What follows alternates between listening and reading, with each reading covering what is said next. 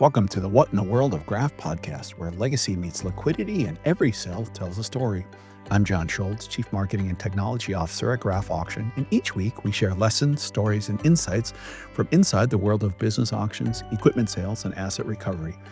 Today, we're tackling a topic that every business leader will face at some point: navigating unforeseen challenges. I recently concluded my term as president of the National Auction Association, and it was a year that tested our leadership in ways we never expected.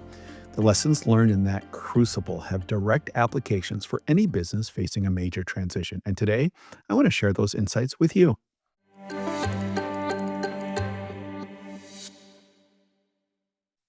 A year ago, I stood before the members of the NAA with grand plans. I spoke about embracing new technologies, launching national campaigns, and transforming our educational programs. I painted a vision of an industry charging boldly into the future. But as the saying goes, in God we trust, all others bring data. And the data from this year tells a very different story than the one I planned. Our first lesson in navigating a crisis is this: your leadership is defined not by the plan you make, but by how you react when that plan is torn apart. Early in my term, our association made the difficult but necessary decision to part ways with our CEO. Suddenly, the grand plans were on hold. Instead of implementing new campaigns, we were implementing a new CEO search process. Instead of managing growth, we were managing the most significant organizational transition in our recent history. For any business owner, this scenario is familiar.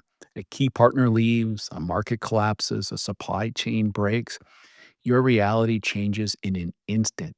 The key isn't to cling on to the old plan, but to immediately identify the new critical mission. For us, it was organizational stability.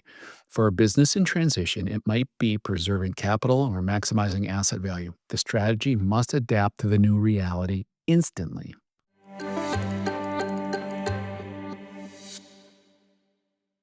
So, how do you execute on that new critical mission when the ground is shifting beneath your feet? This brings me to the second and perhaps most important lesson. The strength of an organization isn't in a single person or system, it's in the collective commitment of its people. For more than 6 months, the NAA operated without a permanent executive leader. This period of uncertainty could have derailed us. Instead, it became a testament to the resilience of our team. Our staff didn't just maintain operations, they elevated them. They took on responsibilities far beyond their job descriptions. They filled gaps and they kept every single program and member service running smoothly. They proved that the foundation of the association was sound, even under extreme pressure. In the world of asset recovery and business liquidation, we see this play out all the time. An owner is facing the overwhelming task of closing their doors.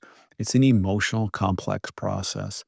But the business's strength is often revealed in the employees who stay to help see the process through.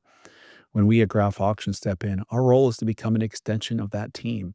We provide the specialized expertise in asset valuation, marketing, and auction execution, allowing the client's team to focus on their roles. It's this partnership, this collective commitment that ensures a smooth, successful, and profitable transition, even in the most challenging of times.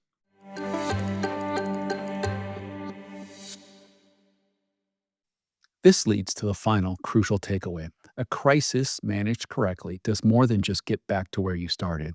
A true test of leadership builds lasting resilience and positions you for a stronger future. Looking back, we didn't get the year I planned for the NAA.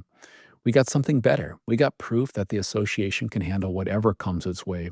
We emerged with a new, dynamic CEO, improved systems, and a battle tested team.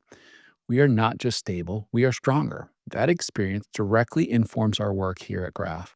It reinforces why we emphasize continuous education and technological innovation, like the sessions on AI and operational efficiency my colleague Ben Graff recently led at the national conference.